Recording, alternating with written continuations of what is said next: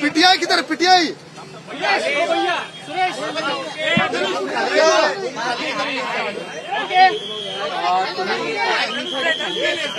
तुम्ही सावली बारला आता भेट दिलेली आहे काय तुमच्याकडे नवी माहिती याबाबतीत आहे कारण बारवरती कारवाई झालेली आहे जर महाराष्ट्राचे गृहराज्यमंत्री यांचा जर डान्स बार असला आणि तो सुद्धा परवाना त्यांच्या आईच्या नावाने आहे असं असताना त्याची सगळी माहिती घेण्यासाठी आज मी इथे आले.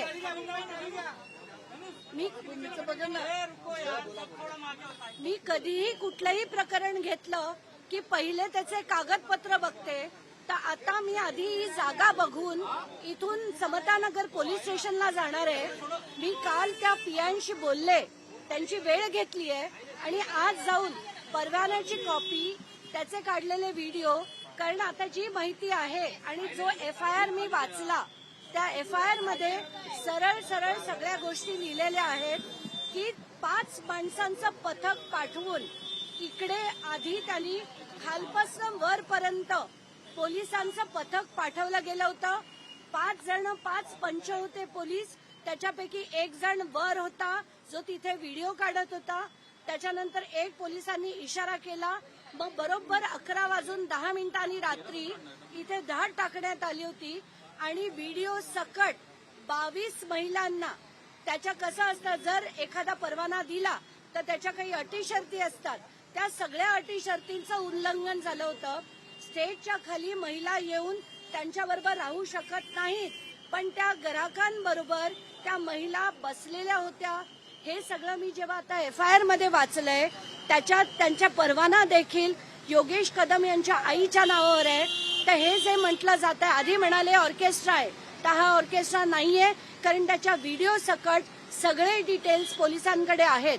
यानंतर जेव्हा कळतंय की त्यांनी सांगितलं की माझं नाव होतं पण मी ते चालवायला तिसऱ्याला दिलं होतं, तर चालवायला दिलेलं नव्हतं कारण परवानाच मुळी योगेश कदम यांच्या आईच्या नावावर आहेत आणि जी बाकीची माणसं होती ती मॅनेजर, कॅशियर म्हणजे ती नोकरदार माणसं होती.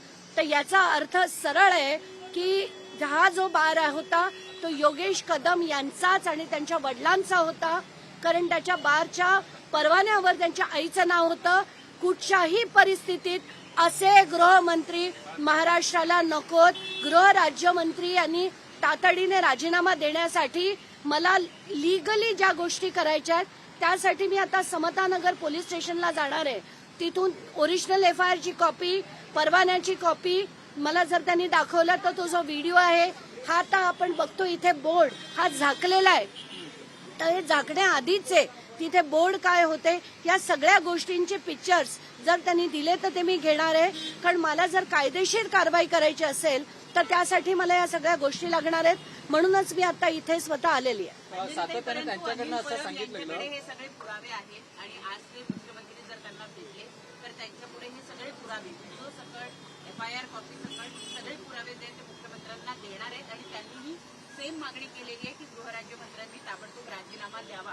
तुम्हाला वाटतं का की अनिल परबांना जसं 3-4 दिवसामध्ये सगळ्या गोष्टी मिळाल्या तशा तुम्हाला सहज मिळतील? नाही, आता पोलिसांशी मी जेव्हा काल बोलले तेव्हा त्यांनी मला सांगितलं की आम्हाला काहीच प्रॉब्लेम नाही द्यायला आणि FIR इज ऑलवेज FIR हे नेहमी पब्लिक डॉक्युमेंट असतं, हे कुठलेही पोलीस नकार देऊ शकत नाहीत द्यायला. त्यामुळे परवान्याची कॉपी आणि FIR ची कॉपी ही पोलिसांना मला द्यावीच लागेल. आणि अनिल परबांनी त्यांचं काम केलं असेल, ते अमुक एका पक्षाचे आहेत, त्यांनी त्यांचा लढा द्यावा. मी कधीही कुठल्याही राजकीय लोकांशी बोलत नाही. मी कोणाशीही त्या अनिल परब काय किंवा कोणीही काय कोणाशीही बोललेले नाही आहेत. मला जो योग्य लढा वाटतो की माझ्या राज्याचे गृहराज्यमंत्री हे जर डान्स बार चालवत असतील तर अतिशय दुर्दैवी आहे. आणि मुद्दाम पुन्हा एकदा सांगते की असाच एक डान्स बार बीडला होता, म्हणून मी त्यांची भेट घ्यायला त्यांना मी सगळे त्याचे व्हिडिओ पाठवले होते. त्यांची भेट घ्यायला मी थेट मंत्रालयात गेले होते आपल्यापैकी अनेक पत्रकार तिथे देखील असतील, तर त्याच्या डान्स बार बंद होण्यासाठी मी त्यांना भेटायला गेले होते. तेव्हा मला माहित नव्हतं, कारण त्यांनी तेव्हा त्याच्यावर कुठलीही कारवाई केली नव्हती. मला कळलं नाही की योगेश कदमांनी ती कारवाई का केली नाही. तेच व्हिडिओ मी तेव्हा मुख्यमंत्र्यांकडे पाठवले. त्या दिवशी त्या डान्स बारवर रेड होऊन तिथे कारवाई झाली होती. पण आज मला आता उलगडा होतोय, जर त्यांचा स्वतःचा डान्स बार असेल तर ते दुसऱ्या डान्स बारवर कारवाई कशासाठी करतील. सातत्यानं असं म्हटलं जातंय की या ठिकाणी ऑर्केस्ट्रा चालायचा, मात्र 22 बार मला त्या दिवशी कारवाईच्या दिवशी ताब्यात घेण्यात आलं. तर ऑर्केस्ट्रा जर असेल तर त्याच्या काही नियम असतात. त्याच्यात जे स्टेजवर असतात त्या स्टेजवरनं ते लोक खाली येऊ शकत नाहीत. दुसरा मुद्दा, त्याच्यात कुठल्याही प्रकारचं नृत्य करता येत नाही. आणि तिसरा मुद्दा की त्याच्यात 5च्या वर कलाकार असू शकत नाहीत. इथे 22 बायका ह्या तिथे होत्या, नृत्य करत होत्या, त्या लोकांच्या बरोबर होत्या, असं सगळं त्या FIR मध्ये नमूद आहे. त्याचे व्हिडिओ देखील जर पोलिसांकडे असले तर याचा अर्थ स्पष्ट आहे की कुठलाही नियम इथे लागू होत नव्हता. कारण गृहराज्यमंत्र्यांच्याच जर डान्स बार असेल त्याला नियम लागू होत नाहीत. नियम आणि कायदे फक्त आपल्या सामान्य जनतेसाठीच असतात. रामदास कदमांनी सातत्यानं असं म्हटलंय की हा बार शेट्टी नावाच्या व्यक्तीला चालवायला दिला होता, तशा पद्धतीचे अॅग्रीमेंट होते, त्यामुळे हा सगळा प्रकार घडलेला आहे. त्याला शेट्टी नावाचा व्यक्ती जबाबदार आहे. कुठलाही जर आता इतक्या जबाबदार मंत्र्याकडनं नक्कीच ही अपेक्षा असते की जर परवाना त्यांच्या आईच्या नावावर होता तर तो परवाना बदलून घेणं गरजेचं होतं. तसं त्यांनी केलेलं नाही. आणि मग तुम्ही मला सांगा, जर कारवाई झाल्यानंतर हा बंद करण्यात आलाय, BMCने देखील याच्यावर कारवाई केली असं मी ऐकतेय, तर आता या सगळ्या गोष्टींचे डिटेल्स मी काढून घेणार आहे. आणि जर त्यांनी काही चुकीचं केलं नव्हतं तर मग आज ही बंद करण्याची पाळी का आली, हा बोर्ड झाकण्याची पाळी का आली त्यांना. तर याच्यावरनं सगळ्या म्हणजे जर पोलिसांकडे आता ते व्हिडिओ असतील तर मला वाटतं की अशा सगळ्या गोष्टी बोलणं हे दादांत खोटं आहे, याच्यात काहीच दुसरी शंका नाही. सरकारला काय सांगाल, कारण एकीकडे हाकेच्या अंतरावर पोलीस स्टेशन आहे, समतानगर पोलीस स्टेशन अगदी आता तुम्ही चालत जाऊ शकाल. अगदी समोर समतानगर पोलीस स्टेशन असताना इथल्या सगळ्यांना माहिती होतं. म्हणून मी इथल्या बाजूच्या दुकानवाल्याला पण विचारलं की वर काय होतं, हे काय स्ट्रक्चर आहे, तर तो म्हणाला सावली बार होता. आणि तिथे नाच चालायचा का नाही, तर हसून त्या बिचाऱ्याला काय बोलावं सुचलं नाही. कारण प्रत्येकाला जीवाची भीती आहे, सगळ्यांना माहिती आहे गृहराज्यमंत्री आहेत, आम्हाला त्रास व्हायला नको. पण तो म्हणाला आता मी कसं बोलू, माझं तर दुकान आहे इकडे, एवढंच म्हणून त्यांनी सोडला. याच्यावरनं कळतंय आपल्याला की हा डान्स बार होता आणि त्याच्यात शंकाच नाहीये. आताच्या घटनेला असे गृहराज्यमंत्री आम्हाला नकोत, ही स्पष्ट भूमिका माझी आहे.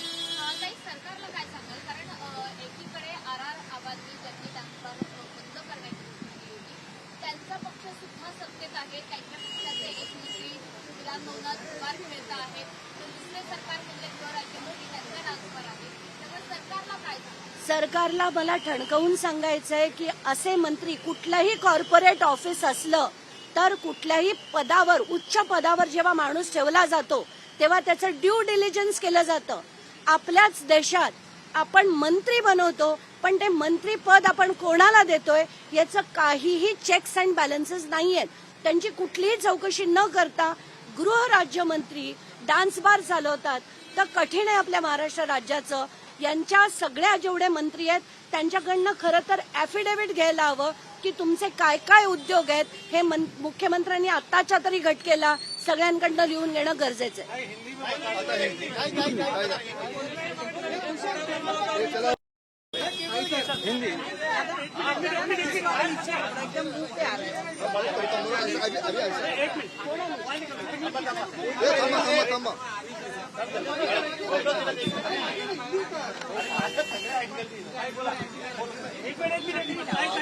आपने सावली बार को विजिट किया है और क्या कहेंगे कि बहुत सारे पार्टिकुलर से आप करने वाली है पुलिस स्टेशन ये अभी बंद करो भाई सब, चलो थोड़ा खाली गया, माइक थोड़ा खाली गया.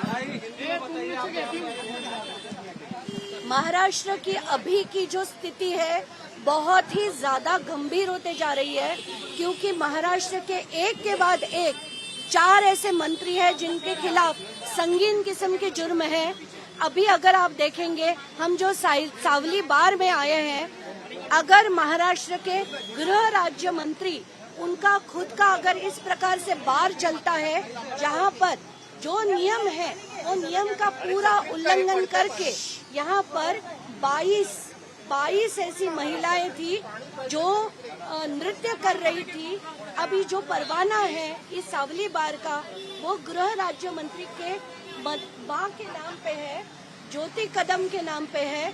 और उसपे जब रेड की गई थी तो रेड में ऐसा पाया गया कि जो नियम है कि 5 के ऊपर कलाकार नहीं होने चाहिए, स्टेज के नीचे कलाकारों ने नहीं उतरना चाहिए, नृत्य करने की परवानगी ऐसे कलाकारों को नहीं है, फिर भी 22 ऐसी औरतें यहाँ पाई गई थी जो नृत्य कर रही थी, लोगों के साथ बहुत ही गंदी ऐसी हरकतें कर रही थी।